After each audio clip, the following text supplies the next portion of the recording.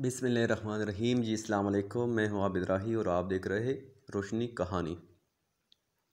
जनाब, हम आप बताएंगे आज टीपू सुल्तान के बारे में। टीपू सुल्तान कौन था? मुल्क हिंदुस्तान में अंग्रेज़ों का रास्ता रोकने में जिस बहादुर और दलेर सालार हुक्मरान का नाम सबसे पहले आता है वो फतह अली अल-मरूफ टीपू सुल्तान ही है, जो कि सुल्तानत मैसूर का सुल्तान था, जिसका मशहूर कौल था कि शेर की एक दिन की ज़िंदगी गीदड़ की 100 साल ज़िंदगी से बेहतर है। टीपू सुल्तान 1750 में मैसूर के सुल्तान हैदर अली के यहाँ पैदा हुआ। बचपन से ही इसको सिपाही बनने का शौक था। इसने अव्वल उम्री से ही अपने वालिद माजिद को दुश्मनों से टकराते हुए देखा था। चुनांचे इसमें वही खुसूसियात पैदा हुई जो कि एक सालार में होना चाहिए थी। 1765 में जब टीपू सुल्तान की उम्र अभी महज 15 बरस के लगभग थी कि टीपू सुल्तान अपने वालिद के साथ एक सालार की हैसियत से मैदान जंग में दिखाई दिया। इसने महज 3000 के लश्कर के साथ कालीकट पर हमलावर होकर दुश्मन के बहुत बड़े लश्कर को शिकस्त दे दी थी। चुनांचे हैदर अली ने उससे मसाफात मद्रास पर शरपसंदों पर छापे मारने मुतय्यन कर दिया। इस दौर में अंग्रेज़ भी मैसूर पर हमलावर हो चुका था। बालघाट के करीब सुल्तान टीपू सुल्तान अंग्रेज़ों के खिलाफ एक जंग में मसरूफ़ था कि उसे ये इत्तला मिली कि इसका वालिद फौत हो गया है। चुनांचे इसने वो जंग मुख्तसर की और बड़ी तेज़ी के साथ मैसूर की जानिब रवाना हुआ। 1782 में तकरीबन 32 बरस की उम्र में टीपू सुल्तान की तख्त नशीनी की रस्म अदा की गई। इस वक्त इसकी सुल्तनत काफ़ी वसी व गरीज़ हो चुकी थी, मगर इसके दुश्मनों में मुकामी तौर पर मरहटे पेश थे, जबकि अंग्रेज़ों की ललचाई हुई नज़रें भी इसकी सुल्तनत पर जमी हुई थी।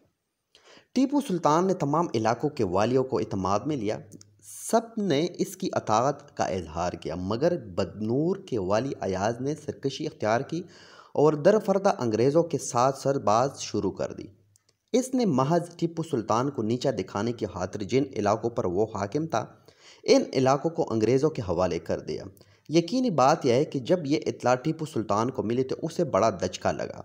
जब उसे अयाज की बगावत की इत्तला मिली, इस वक्त वो अंग्रेज़ों के साथ सर बेकार थे। इसी दौरान टीपू सुल्तान को यह भी इत्तला मिली थी कि इसके मरकज़ी शहर सरंगापटम में भी बागी सरगर्म अमल है। टीपू सुल्तान इस वक्त अपने लश्कर के साथ पायान घाट में ही मज़न था। इसने अपने काबिल एतमाद सालार मीर मुगीद्दीन की सरकर्दगी में एक लश्कर देकर करोह ठहरने और मुकाबला करने का हुक्म दिया और ख़ुद बदनूर में अयाज की बगावत को कुचलने के लिए रवाना हुआ। बड़ी ही तेज़ी के साथ सफ़र करता हुआ टीपू सुल्तान जब बंगौर के मकाम पर पहुंचा तो इसने अपने लश्कर को 2 हिस्सों में तकसीम करके एक हिस्सा अपने सालार आला मोहम्मद अली की सरकर्दगी में सरंगापटम की तरफ रवाना कर दिया, ताकि बाकी इलाकों में बगावत का किला कमा किया जा सके। सालार मोहम्मद अली अपने लश्कर के साथ सरंगापटम की तरफ बढ़ा। इसकी आमद की इत्तला मिलते ही बागियों ने दरवाजे बंद कर दिए, मगर सालार ने सुबह के वक्त दरवाजे खुलने का इंतज़ार किया और जब दरवाजे खुले तो लश्कर शहर के अंदर दाखिल हो गया। सालार ने हुक्म दिया कि पूरी तौर पर बागियों को गिरफ्तार कर लिया जाए। चुनांचे बागियों को गिरफ्तार करके उन्हें सजाएं दी गई। सालार मोहम्मद अली ने इस बगावत को ख़त्म करने के बाद सुल्तान की तरफ रुख किया।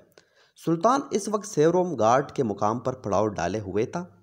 चुनांचे सालार मोहम्मद अली वही अपने लश्कर समेत चला गया। सालार मोहम्मद अली को सरंगापटम की तरफ रवाना करके खुद टीपू सुल्तान ने बदनूर की तरफ रुख किया, जहां इसके मुकर्रर करदा वाली अयाज खान ने बगावत कर दी थी और अंग्रेज़ों के साथ साजबाज कर रहा था। बदनूर किले का बहुत मजबूत व मुस्तहकम था और बहुत ही अहमियत का हामिल था। अयाज खान की हिमायत में अंग्रेज़ लश्कर में भी आ पहुंचा था। टीपू सुल्तान के इल्म में ये बात थी कि किले के अंदर एक बहुत बड़ा कुआं है जिसका पानी तमाम लोग पीते हैं और यही इनके लिए काफ़ी शाफी है। चुनांचे सुल्तान ने हुक्म दिया कि इस कुएं के ऊपर गोलाबारी की जाए ताकि किले में मौजूद बागी लश्कर और अंग्रेज़ को हथियार डालने पर मजबूर किया जा सके। यही किया गया और पानी का कुआं तबाह कर दिया गया, मगर जैसे जैसे मुहासरा तवील होता गया किले के अंदर खाने पीने की अशिया की किल्लत पैदा होना शुरू हो गई और लोग हद दर्जा परेशान हो गए। इन हालात को देखते हुए अयाज खान अपने चंद साथियों और अंग्रेज़ लश्कर के साथ खुफिया रास्ते में खुफिया रास्ते से किले से निकल गया और बाकी लश्कर ने हथियार डालकर टीपू सुल्तान की इताअत कबूल कर ली। इसी दौरान सुल्तान को यह इत्तला मिली कि अंग्रेज़ों का ये बहुत बड़ा लश्कर कर्नल केमल की सरकर्दगी में बदनूर शहर और किले की तरफ बड़ी तेज़ी के साथ बढ़ रहा है। अब सुल्तान ने इस रास्ते की तरफ बढ़ना शुरू किया। जिस तरफ से अंग्रेज़ लश्कर आ रहा था, सुल्तान ने इस वसी व गलीज़ मैदान का इंतखाब किया जहाँ पानी से लबरेज तालाब मौजूद थे, ताकि पानी बआसानी दस्तियाब हो। अंग्रेज़ लश्कर में जल्द ही बहुत पहुंचा। बहुत पहले ही उन्हें यह इत्तला मिल चुकी थी कि रास्ते में सुल्तान अपने लश्कर के साथ मौजूद है। सुल्तान ने बेहतरीन जंगी हिकमत अमली इख्तियार करते हुए अंग्रेज़ लश्कर को बुरी तरह शिकस्त से दोचार किया। अंग्रेज़ लश्कर बुरी तरह नुकसान उठाने के बाद वहाँ से रुखसत हो गया। दरअसल अंग्रेज़ों की कामयाबी में इनकी बहादुरी कभी नहीं होती थी, बल्कि वो मुसलमानों के अंदर से गद्दार तलाश करके इनकी मदद से मुसलमानों के ऊपर गलबा हासिल करते थे। हाँ, मगर जब कोई गद्दार ना मिलता तो फिर वो शिकस्त का मुंह देखते। सुल्तान टीपू ने कर्नल कीमल को शिकस्त देने के बाद आराम करना पसंद ना किया, बल्कि एक दूसरे शहर को या बंदर का रुख किया, जहाँ शहर और किले में बहुत से बागी मौजूद थे और इसके खिलाफ मनसूबा बंदी कर रहे थे। सुल्तान ने शहर और किले का बड़ी ही सख्ती से मुहासरा कर लिया, मगर अचानक ही शदीद बारिशें शुरू हो गई, जिसकी वजह से लश्कर में एक अफरा तफरी की सूरत हाल पैदा हो गई। लश्करियों में शदीद सर्दी की वजह से काफ़ी लोग बीमार पड़ गए और हर तरफ पानी ही पानी फैल गया, मगर लश्कर वालों में हिम्मत और जो अनमर्दी कायम रही, क्योंकि इनका सुल्तान खुद इनके दरमियान तमाम सूरत हाल का पामर्दी के साथ मुकाबला कर रहा था। अगर लश्कर की यही सूरत हाल थी तो शहर और किले में महसूर लोगों का हाल इससे भी बुरा था, क्योंकि तवील मुहासरा से इनके पास खाने पीने की अशिया तकरीबन ख़त्म हो चुकी थी। आखिरकार शहर के मायदीन ने शहर के दरवाजे खोल दिए और सुल्तान की खिदमत में हाजिर होकर माफ़ी की दरख्वास्त की। सुल्तान ने उन्हें माफ़ कर दिया, मगर बागियों को गिरफ्तार कर लिया। अगरचे ये बागी कम तादाद में ही थे, क्योंकि अक्सर बागी तो सुलह से पहले ही खुफिया रास्ते से फरार हो चुके थे।